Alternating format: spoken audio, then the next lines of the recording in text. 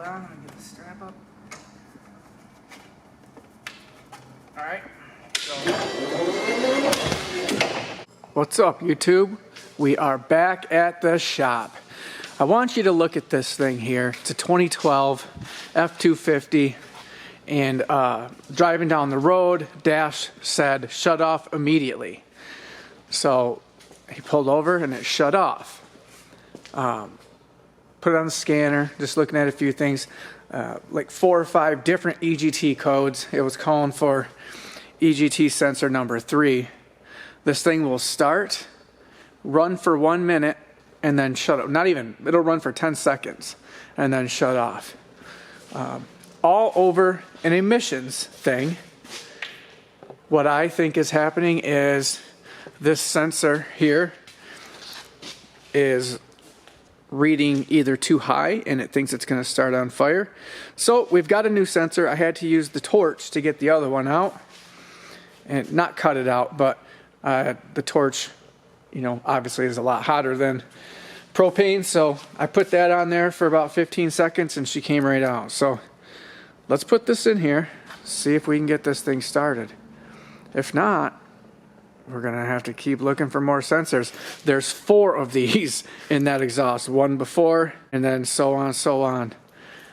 These diesels these days, I swear, the day an EGT code shuts my truck off for emissions is the day I delete all emissions out of my truck. Let's see if this works. And then they put these sensors in the worst areas ever. Can you shine it up in there? This is about how I can get my hand. I can't get my hand around the other side because, well, there's a drive shaft there, so you kind of just gotta sacrifice your fingers and... Come on, baby, turn. All I can get with that. So, 13mm wrench makes it somewhat easy. I mean, at least we can get to it. There's some that you just can't get to. I put lots of anti-seize on it. These things suck to take out. So let me know right now in the comments, is this thing gonna run or is it something else? I can't remember all the codes. It was 4 or 5 codes and 3 or 4 to do with EGT. It specifically signaled out sensor 3. They're numbered from the front, 1, 2, and this is 3. So, I mean, we gotta start here. I tested the old one on the bench with a heat gun, and it seemed, the ohms seemed to change with heat. So I don't know what that means. Maybe it's out of parameters, but it still works. I don't know. I don't know exactly what ohms this thing is supposed to have. Let me get this thing in and we'll see if she's gonna run. All right, moment of truth. We'll know right away.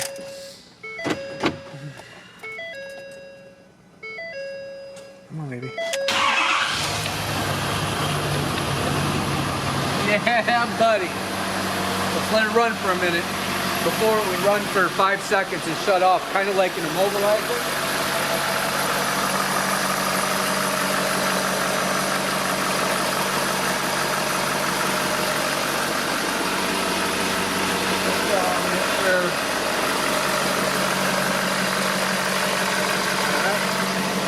All right, it seems to run now.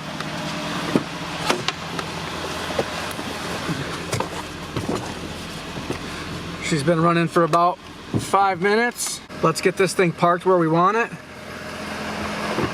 because we're gonna start pulling on the door of that. That's why Bam Bam's here. Sure. He's my operator. We'll just let that idle for a little while. All right, Bam Bam, we gotta find a spot where we can start tugging on that. Maybe if I come over, turn it around right here, and you can tug this way so you can stay right there. I think a couple good tugs on this will bring it back around. It's pretty good. The doors are shutting. This one shuts a little hard, but basically what I got is Well, here, let me show you. That doesn't look horrible.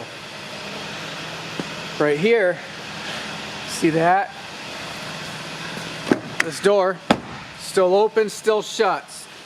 But what we have is, right down here, right at the bottom of that door, it's pushed in a little bit, which is jarring the top corner out. We've got alignment up here. These look good together. We did get a stud gun. We pulled that all out, made it uniform. It looks pretty good. So we're gonna rig up the contraption with a 2x4 or a block of wood, strap around that pillar, and we're gonna pull on it a couple times. We're just gonna try to pull that bottom out a little bit. I mean, anything we get out of it, it's gonna make it better. So let's get this set up. Overall, for a $900 car, this thing runs pretty darn good. We've had, whoa, there goes the camera. We've had the doors open for a couple days now. We haven't encountered a dead battery yet. She goes right into gear. It's got a little bit of an exhaust rattle, I think, but other than that, not horrible. We're gonna try to flip this thing around. I like that we have enough room to kind of do this with these cars. All right, I like it right there. Let's get these doors off real quick. They're kind of a pain in the ass to line up, but man, they are easy to get unlined up. I can get, literally there's a clip right there. It just unplugs from the body. And like a Jeep. All right, we can leave this one on. So we want to pull from this area here. I need to find a board about this long, because if we wrap a strap around here, it's gonna fold these ears. We don't want that. We gotta just be able to pull it out right here at this bottom hinge. All right? Mm-hmm. All right, first set of yanks. Looks like we made it a little bit better. We gotta go a little bit more. If you look down this car, you can kind of see how it's, so we just need to take that out of it, and that should close that gap. It's definitely better. We pulled on it, I don't know, 3 times. So we're gonna give her a few more yanks, see what it does. Let's do it again. You see that button, you just gotta push that button in. Hold on. Here. This? When you pull it out, you see the button? It's on the back, towards the car, yeah. There it is.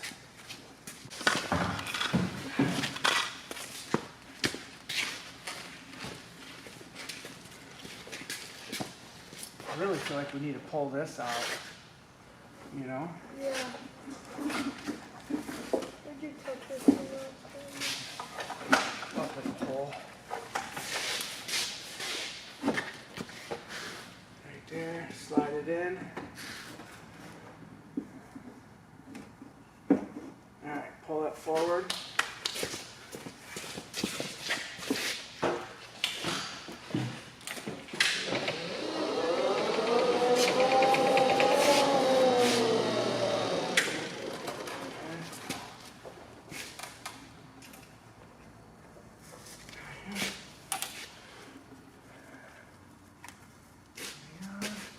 Get in here.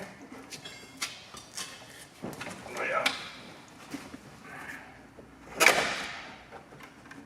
Right here.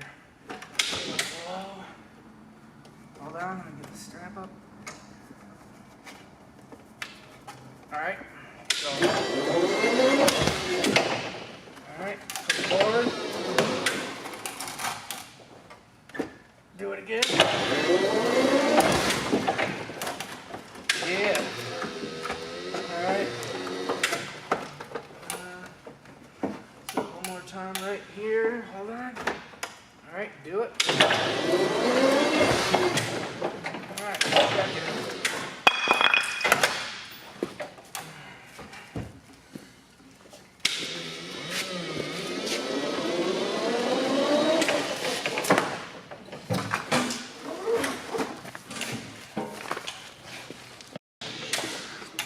Alright, I got Cam trying to square up with the pillar. We're going to try to pull that hinge bracket out, just a fuzz. And what we want is to pull straight out from this thing. Yep, kind of go back into your right. Just try to eyeball this straight square off of this pillar, lined up with this hinge. You're good right there, keep going. All right, you're gonna put pressure on it. I'm gonna tap it with a hammer. Do it. That definitely came out. Let's see if our door still lines up. We didn't get as much as I'd like to get out of it, but we did make it better. So next video should be us going to the junkyard. We got to get a couple things for this, but that V70 door doesn't look bad on there. So apparently all the V and the S's in this year have the same front ends and doors, and then they change after the back door. But it looks good. You want to pull it up over here, Cam? We need to squeegee this floor. This bus came in with a foot of snow on the top of it, and it just drained. That's nice. But it's a good running car. Shift's really nice. 176,000, if I remember right. So it should sell to somebody. And then we've got this here. You saw this in the last video. My brother-in-law picked this up for 2,500 bucks. We're going to make it better, sell it for more. Extended swing arm, all that stuff. She runs, does what it's supposed to do. Cam just likes driving things.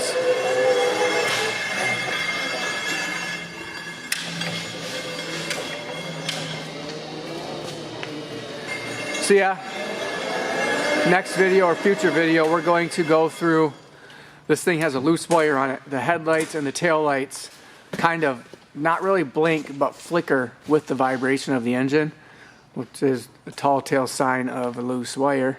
So we got to track that down, tighten that up, and headlights on a toggle. Want to try to figure that out and get that back on the hand switch. But other than that, you know, that thing should sell. People are now getting their taxes back, so it's go time. We got to get things done.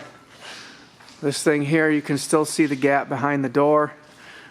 I don't really like it, but you know, we got to draw the line somewhere. It's a $900 car.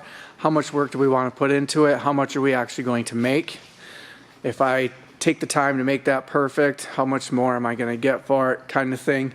So I want to figure that out, and we'll get that thing wrapped up. Also, if any of you guys are body guys and you can let me know how else I can be pulling that pillar out, obviously without a frame machine, let me know. I don't really know what else to do to get that to line up better. It's kind of out of my expertise. I'm just winging it on this one, and you know, I'm usually winging it on everything. So if you know what I could do or could have done better, let me know, because I'd love to actually know how to do it. We'll be putting this thing up for sale soon. We'll let you know what happens. Wrapped up at the shop. Got home, I wanted to show you this. We finally got this thing in the garage. It's thawing out. We can start putting the turbo manifold on, the intake, and closing this engine up. Hopefully in spring we can get this thing started and moving on its own. I feel bad that it's been sitting out in the snow for so long. We had to, it took some doing to get this thing in here, because we had all the parts from this thing. The Rocket Bunny kit is up in the rafters. I've got parts in the basement stored in totes. I've got them everywhere. I don't know if I showed you this. This is Cam's. He's my 15-year-old. He got into mini bikes this summer. Picked up a few mini bikes real cheap. Started trading them and traded his way up to this bad boy. We got it. The guy said, oh, it just needs carb cleaned. Well, turns out it had zero compression on the third piston. So we went out and bought a cylinder, piston, and rings and all that stuff, and just replaced that one cylinder. Now this thing rips. We finally got snow, so hopefully we can get this thing out and ride it.